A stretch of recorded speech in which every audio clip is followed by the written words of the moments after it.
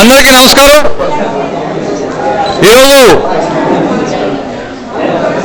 Town hall ఏసీలో జరిగిన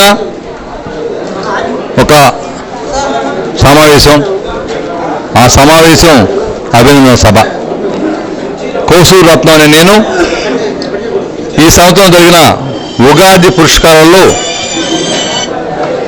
ముఖ్యమంత్రి నారా చంద్రబాబు గారి చేతుల మీదుగా ఉగాది పురస్కారం అందుకున్న సందర్భంగా మిత్రులు, ఆప్తులు, బంధువులు, స్నేహితులు, పుర ప్రముఖులు అందరి చేతుల మీదుగా చిన్న అభినందన సభ జరిగింది.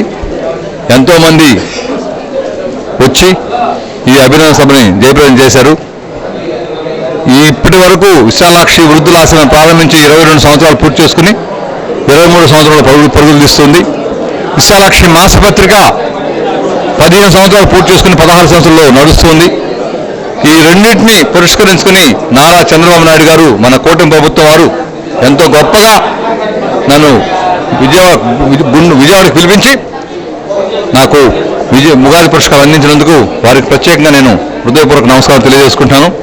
అలానే ఈరోజు ఇంత పెద్ద సభ జరగడం కారణం దేశ విదేశాల్లో ఉన్న ఎంతోమంది దాతలు సహకారం, అందరి సహకారంతోనే ఈరోజు 22 సంవత్సరాలుగా విశాలాక్షి వృద్ధులాశ్రమం నడుపుకుంటున్నాను.